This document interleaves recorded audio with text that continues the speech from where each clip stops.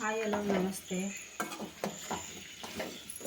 ಇವತ್ತು ನಾವು ಹಬ್ಬದ ಪಲ್ಯ ನಮ್ಮ ಕಡೆ ಹೇಗೆ ಮಾಡ್ತಾ ಇದೋ ಆ ರೀತಿ ತೋರಿಸ್ತಾ ಇದ್ದೀನಿ ನೋಡಿ.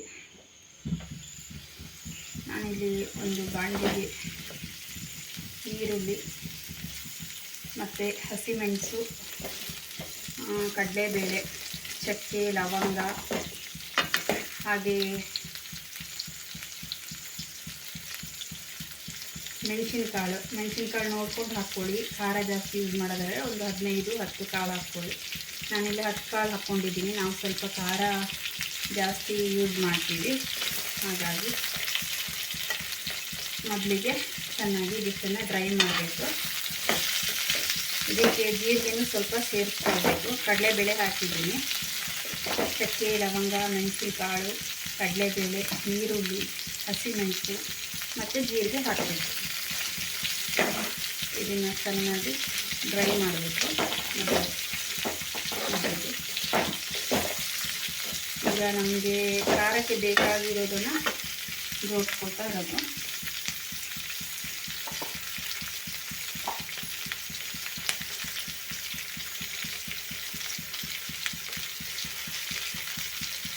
ನಾನು ಸ್ವಲ್ಪ ಇಲ್ಲಿ ಜೀರಿಗೆನೂ ಹಾಕ್ತಾಯಿದ್ದೀನಿ.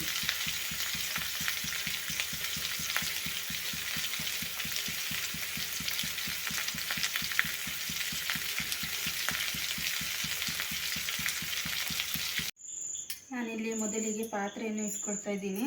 ಬಿಸಿಗೆ ಸಣ್ಣ ಉರಿ ಇಟ್ಟಿದ್ದೀನಿ. ಸ್ವಲ್ಪ ಎಣ್ಣೆ ಹಾಕೋಣ. ಸ್ವಲ್ಪ ಎಣ್ಣೆ ಹಾಕ್ಬಿಟ್ಟು ಗ್ಯಾಸು ಸ್ವಲ್ಪ ದೊಡ್ಡ ಮಾಡೋಣ.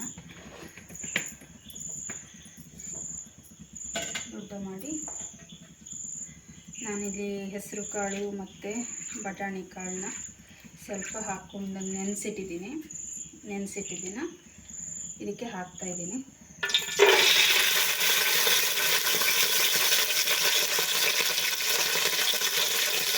ಸ್ವಲ್ಪ ಗ್ಯಾಸ್ ಸ್ಲೋ ಇಟ್ಕೊಂಡು ಸಿಡಿಯುತ್ತೆ ಮೈಗೆ ಅಂತ ಕಾಳುಗಳು ನೆನೆಸಿಟ್ಟು ಹಾಕಬೇಕಾಗುತ್ತೆ.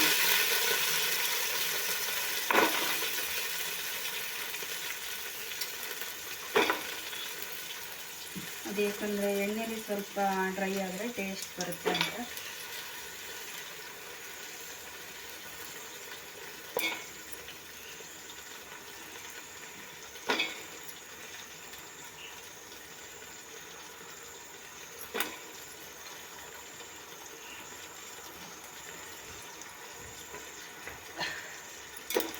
ಹಾಕಾಗಿದೆ.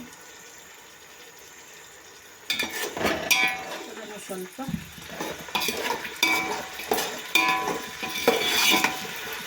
ಸೇರಿಸೋಣ. ಕೈಬೇಕಾಗುತ್ತೆ ಸ್ವಲ್ಪ 5 ನಿಮಿಷ.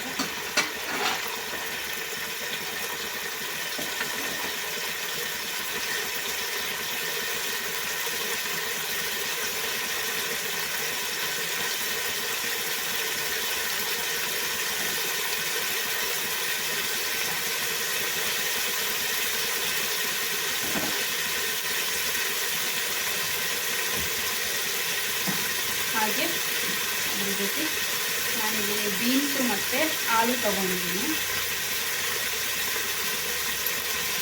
2 ಸಲ ಚೆನ್ನಾಗಿ ತೊಳೆದು 3-4 ಸಲ ನೆನೆಸಿಟ್ಟಿದ್ದೀನಿ. ಕ್ಲೀನಾಗಿ ತರಕಾರಿ ತೊಳ್ಕೊಬೇಕು, ಯಾಕಂದರೆ ಬೆಚ್ಚೆಲ್ಲ ಇರುತ್ತಲ್ಲ, ಹಾಗಾಗಿ ಇದನ್ನು ಬೇಯಕ್ಕೆ ಹಾಕೊಂಡು ಅದ್ರ ಜೊತೆ, ಯಾಕಂದರೆ ಎಣ್ಣೆಯಲ್ಲಿ ಚೆನ್ನಾಗಿ ಬೇಯಬೇಕಾಗುತ್ತೆ. ನಾನು ಈ ಪಲ್ಯಗೆ ಬೀನ್ಸು, ಆಲೂ ಮತ್ತು ನುಗ್ಗೆಕಾಯಿ ತೊಗೊಂಡಿದ್ದೀನಿ. ಬದನೆಕಾಯಿ ಇಷ್ಟ ಇದ್ದವರು ಅದನ್ನು ಸೇರಿಸ್ಕೊಳ್ಬೋದು. ನಾನು ಬದನೆಕಾಯಿ ಇಲ್ಲಿ ಸ್ಕಿಪ್ ಮಾಡಿದ್ದೀನಿ, ಆಯಿತಾ. ಬದನೆಕಾಯಿ ಹಾಕಿದರೆ ಅದು ಚೆನ್ನಾಗುತ್ತೆ. ಆಲ್ಮೋಸ್ಟ್ ನಮ್ಮ ಕಡೆ ಹಬ್ಬದ ಪಲ್ಯ ಈ ಮಲೆನಾಡು ಕಡೆ ಆಲ್ಮೋಸ್ಟ್ ಇದೇ ರೀತಿ ಮಾಡೋದು. ತುಂಬ ಚೆನ್ನಾಗಿರುತ್ತೆ. ಯಾರಾದರೂ ಟ್ರೈ ಮಾಡೋರಾದರೆ ನೋಡಿಕೊಂಡು ಮಾಡ್ಕೊಳ್ಬೋದು. ನಿಮ್ಮ ಕಡೆ ಯಾವ ರೀತಿ ಮಾಡ್ತೀರಿ ಅಂತ ಗೊತ್ತಿಲ್ಲ, ಎಲ್ಲರೂ ಚೆನ್ನಾಗಿ ಮಾಡ್ತೀರಿ. ಆದರೆ ನಮ್ಮ ಕಡೆ ರೆಸಿಪಿ ನಾವು ಹೇಗೆ ಮಾಡ್ತೀವಿ ಅಂತ ಹೇಳ್ತಾ ಇದ್ದೀವಿ ಅಷ್ಟೇ.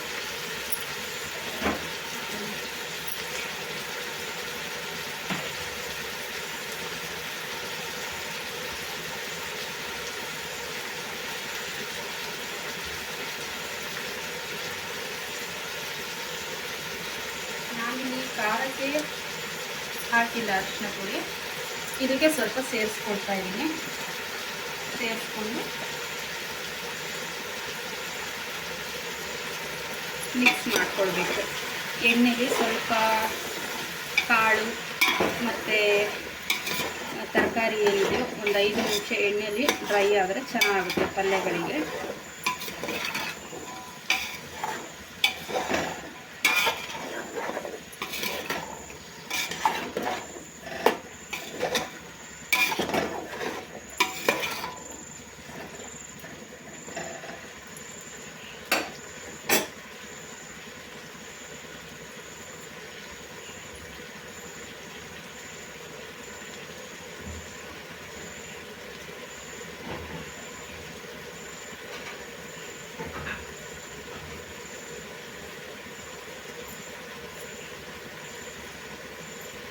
ಹಾಗೆ ಇದನ್ನು 5 ನಿಮಿಷ ಮುಚ್ಚಿಡೋಣ, ಎಣ್ಣೆಲೆ ಬೇಯಲಿ ಚೆನ್ನಾಗಿ.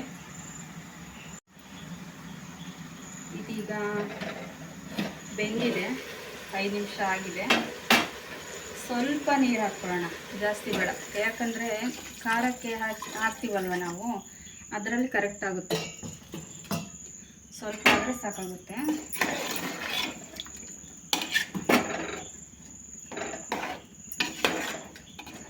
ಇಷ್ಟಾದರೆ ಸಾಕಾಗುತ್ತೆ.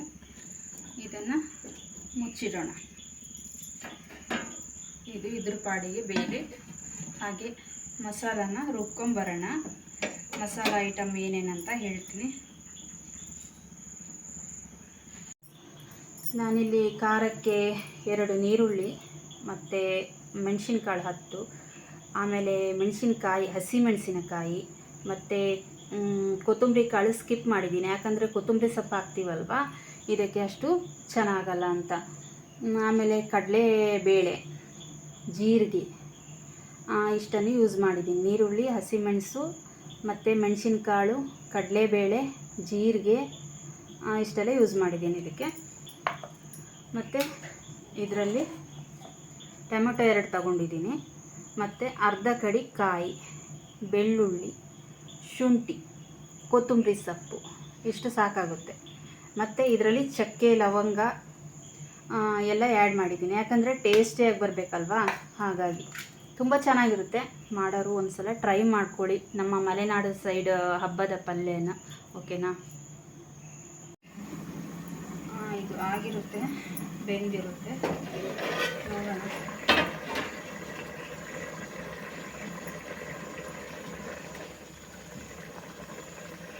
ಆಲ್ಮೋಸ್ಟ್ ಬೆಂದಿದೆ ಅನಿಸುತ್ತೆ. ಬೆಂದಿದೆ. ಎಲ್ಲ ಬೀನ್ಸು, ಕಾಳು ಎಲ್ಲ ಬೆಂದಿದೆ. ಬಿಸಿ ಇದೆ, ಹುಷಾರಿ ಮಾಡಬೇಕಾಗುತ್ತೆ. ಬೆಂದಿದೆ.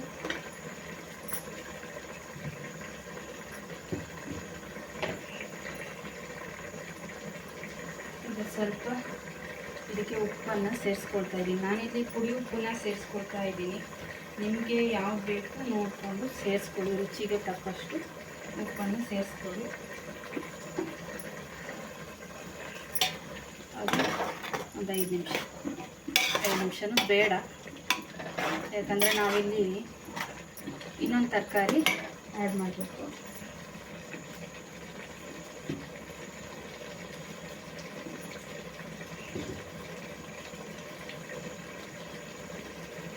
ನಾನಿಲ್ಲಿ ಚಿಕ್ಕದಾಗಿ ಕಟ್ ಮಾಡಿರೋ ನುಗ್ಗೆಕಾಯಿನ ಸೇರಿಸ್ಕೊಳ್ತಾ ಇದ್ದೀನಿ. ಚೆನ್ನಾಗಿ ತೊಳೆದು ಕಟ್ ಮಾಡಿಟ್ಟಿದ್ದೆ ಅಷ್ಟೇ. ಇದು ಜಾಸ್ತಿ ಹೊತ್ತು ಬೇಯಲಿಕ್ಕೆ ಬಿಡೋದು ಬೇಡ. ಯಾಕಂದರೆ ನುಗ್ಗೆ ಬೇಗ ಬೇಯುತ್ತೆ. ಅದರಲ್ಲೂ ಚಿಕ್ಕದಾಗಿ ಕಟ್ ಮಾಡಿರೋದ್ರಿಂದ ಇನ್ನೂ ತುಂಬ ಬೇಗ ಬೇಯುತ್ತೆ. ಒಂದು 5 ನಿಮಿಷ ಆದರೆ ಸಾಕು. ಇದನ್ನು ಮಿಕ್ಸ್ ಮಾಡೋಣ.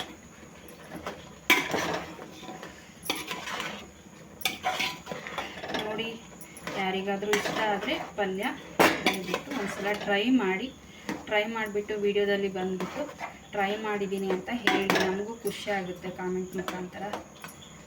ಓಕೆನಾ? ವಿಡಿಯೋ ಗರ್ಭಾಗಿ ಬಂದರೆ ದಯವಿಟ್ಟು ಸಹಕರಿಸಿ. ಇದು ಒಂದು 5 ನಿಮಿಷ ಬೇಯಲಿ.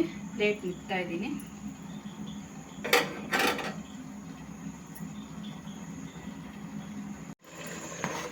5 ನಿಮಿಷ ಆಗಿದೆ, ಸಾಕನ್ಸುತ್ತೆ. ಇದಕ್ಕೆ ನಾವು ಎಷ್ಟು ಬೇಕೋ ಅಷ್ಟು ನೋಡಿಕೊಂಡು ಖಾರ ಹಾಕಬೇಕು. ಅಂದರೆ ಬಟ್ ನೀರನ್ನು ನೋಡ್ಕೊಂಡು ಹಾಕಬೇಕು, ಯಾಕಂದರೆ ಪಲ್ಯ ಹೋಗಿ ಸಾರಾದರೆ ಕಷ್ಟ ಆಗುತ್ತೆ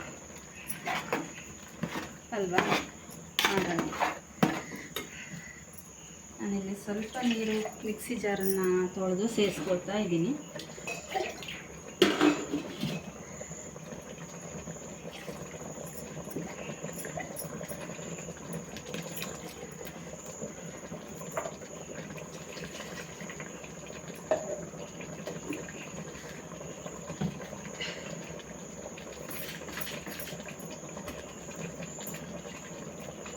ಸ್ವಲ್ಪ ಸೇರಿಸ್ಕೊಳ್ತಾ ಇದ್ದೀನಿ.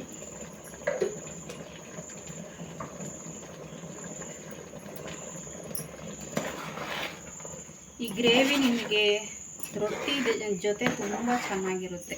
ರೊಟ್ಟಿ, ಚಪಾತಿ, ಆಲ್ಮೋಸ್ಟ್ ರೈಸು, ಕಡುಬು ಎಲ್ಲದಕ್ಕೂ ಸೂಟ್ ಆಗುತ್ತೆ. ಇದು ತುಂಬ ಚೆನ್ನಾಗಿರುತ್ತೆ, ಟ್ರೈ ಮಾಡಿ. ಇಷ್ಟಿದ್ರೆ ಸಾಕಾಗುತ್ತೆ. ಇದರಲ್ಲೇ ಅದು ಖಾರ ಎಲ್ಲ ಕುದ್ದಿದ್ರೆ ಚೆನ್ನಾಗಿ ಗಟ್ಟಿಯಾಗಿ ಬರುತ್ತೆ. ಸ್ವಲ್ಪ ಮುಚ್ಚಿಡೋಣ.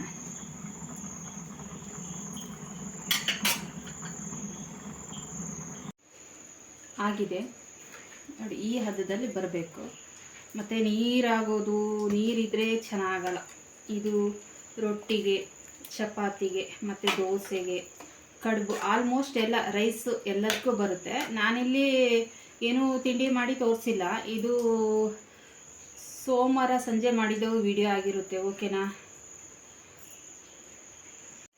ನಾನಿಲ್ಲಿ ಬಿಸಿ ಅನ್ನಕ್ಕೆ ಮಾಡ್ಕೊಂಡಿದ್ದೀನಿ, ನಾನು ಯಾವ ತಿಂಡಿನೂ ಮಾಡಿಲ್ಲ, ಓಕೆನಾ. ಮತ್ತು ನಿಮಗೆ ಬದನೆಕಾಯಿ ಬೇಕಾದರೆ ಸೇರಿಸ್ಕೊಳ್ಳಿ, ತುಂಬ ಚೆನ್ನಾಗಿ ಬರುತ್ತೆ ಆಯಿತಾ. ಈ ರೀತಿ ಬರುತ್ತೆ, ಓಕೆನಾ. ತುಂಬ ಚೆನ್ನಾಗಿ ಬರುತ್ತೆ. ಇಷ್ಟೊತ್ತು ನನ್ನ ವಿಡಿಯೋ ನೋಡಿದ್ದಕ್ಕೆ ಧನ್ಯವಾದಗಳು. ಪೂರ್ತಿ ವಿಡಿಯೋ ನೋಡಿದವರಿಗೆ ತುಂಬ ಧನ್ಯವಾದಗಳು ಹೃದಯಪೂರ್ವಕ ಅಂತ ಹೇಳೋಕ್ಕೆ ಇಷ್ಟಪಡ್ತೀನಿ.